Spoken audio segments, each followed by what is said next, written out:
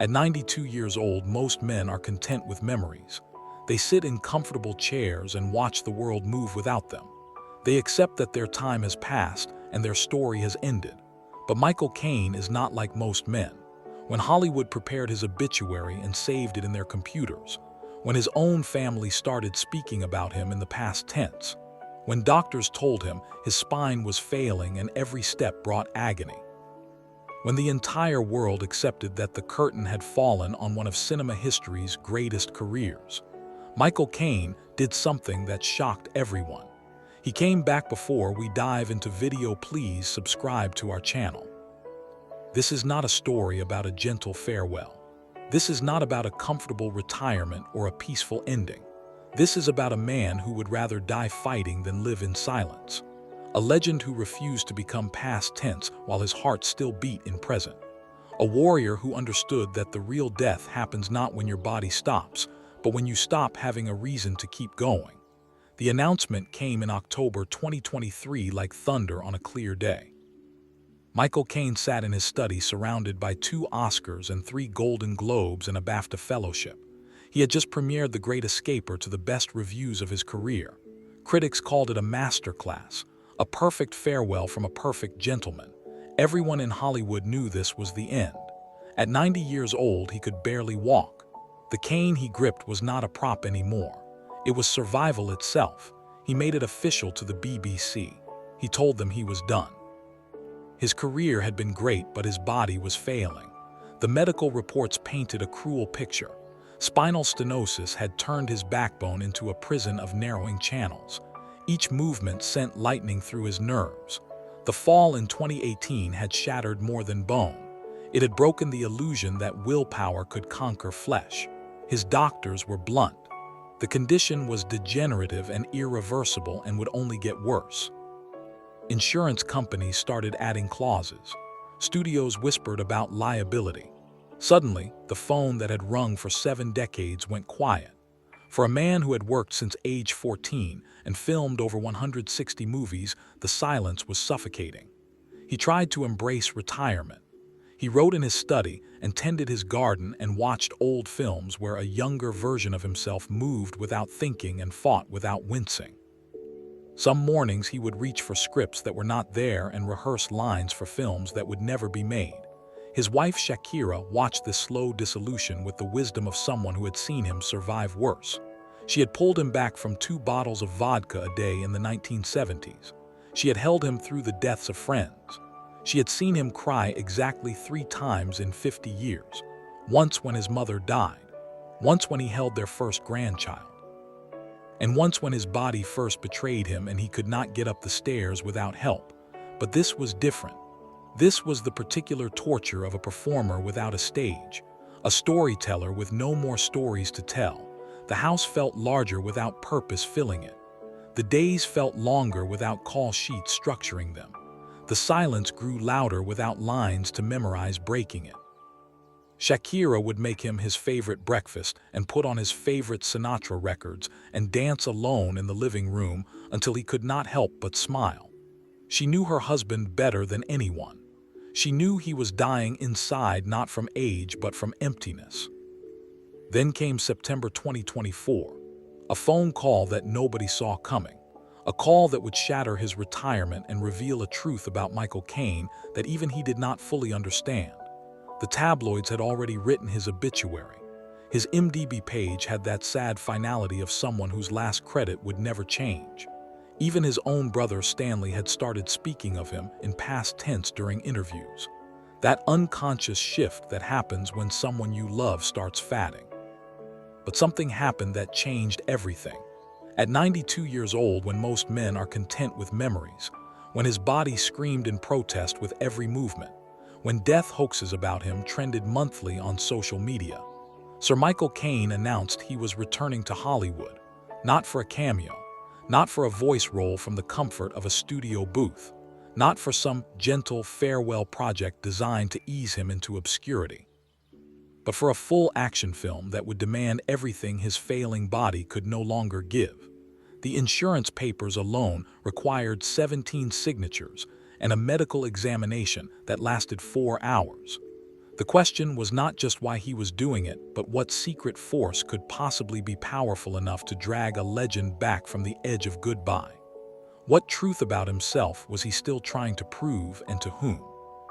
To understand why Michael Caine cannot truly retire, you have to understand the secret that shaped his entire life.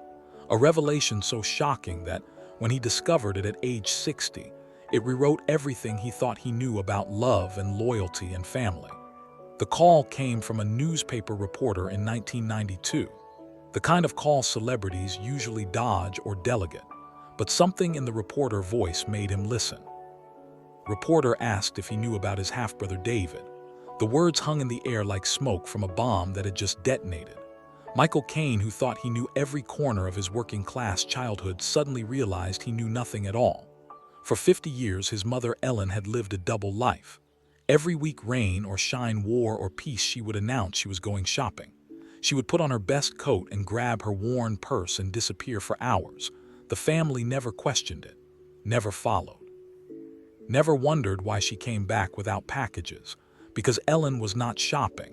She was visiting her firstborn son David, who had been born with severe epilepsy and mental disabilities. He had been hidden away in Caine Hill Hospital since he was 2 years old.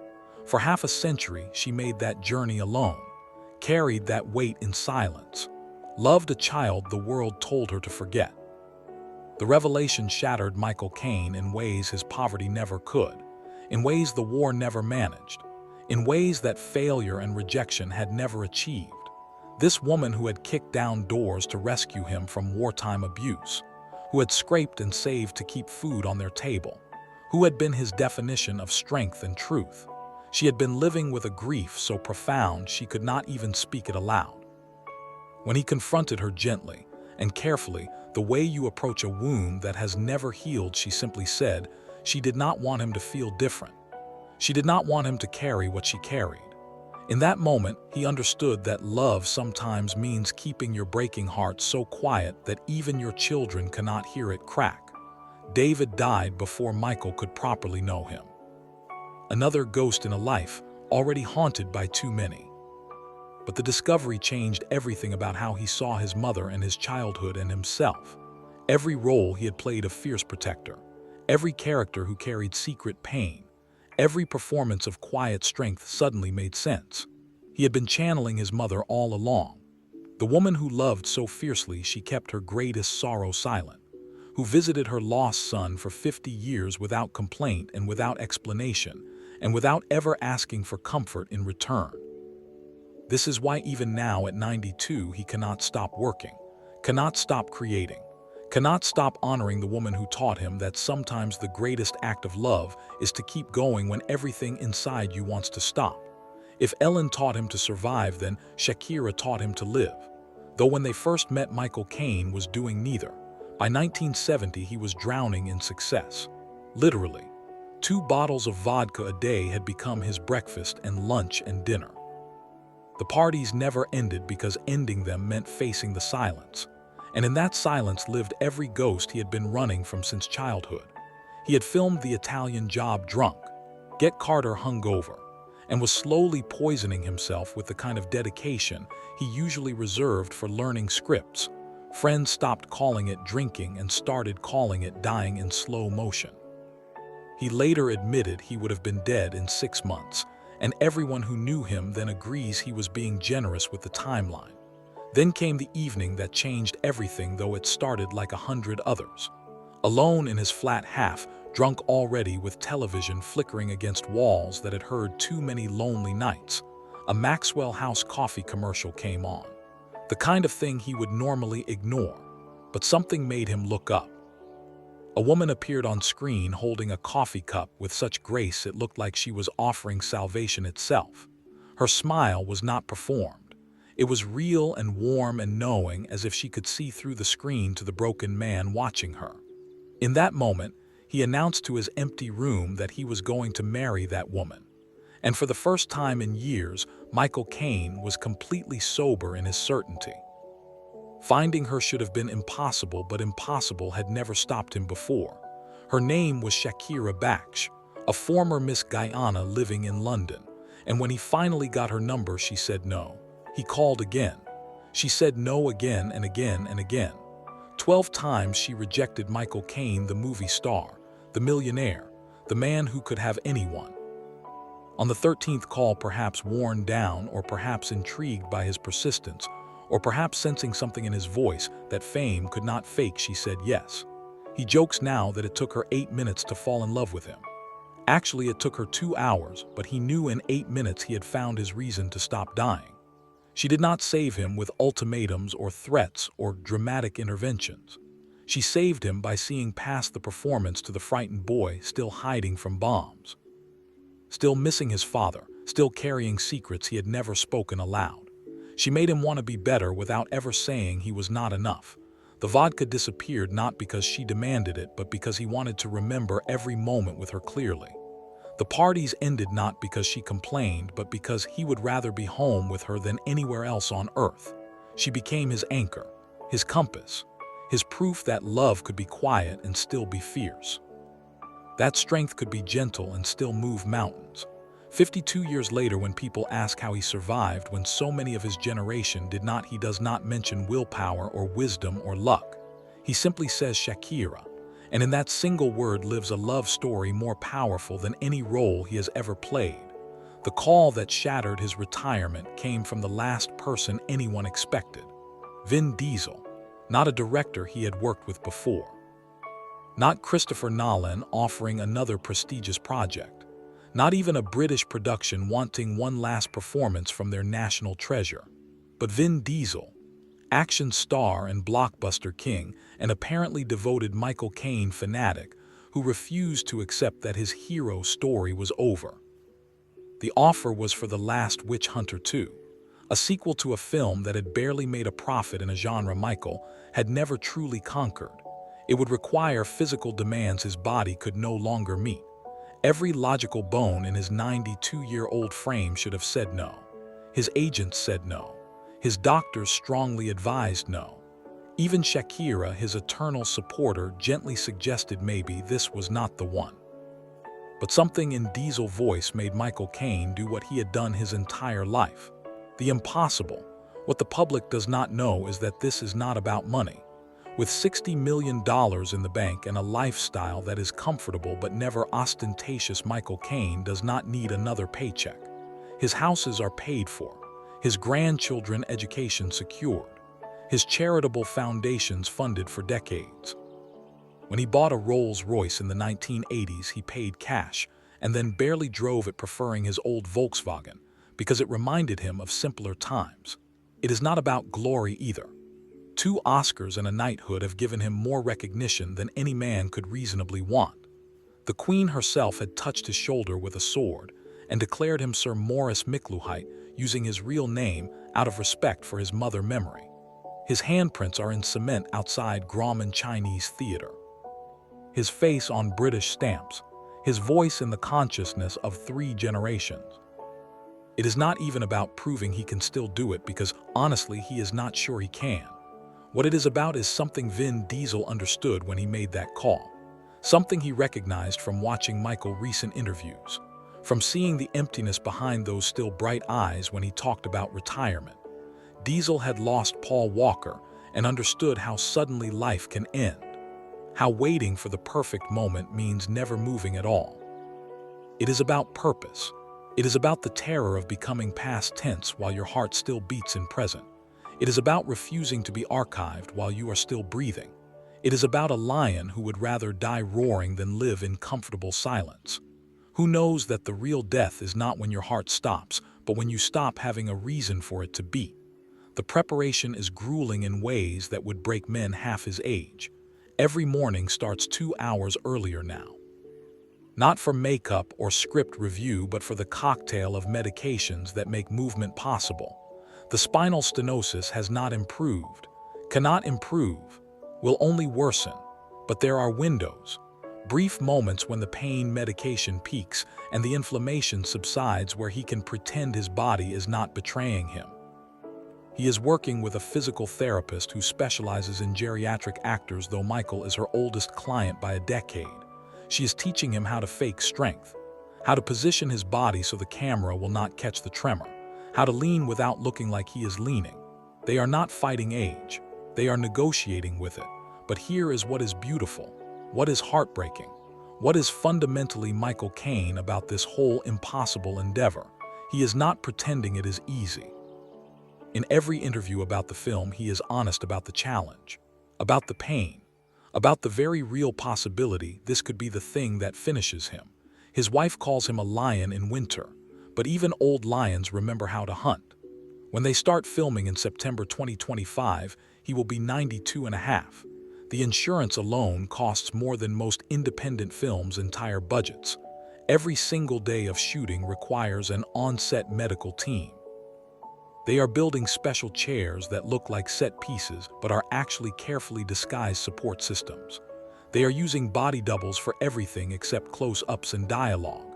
And yet when you see him in that costume, when the cameras roll and he becomes someone else one more time, every person on that set knows they are witnessing something sacred. Not just an actor playing a role, but a man refusing to let time write his final scene.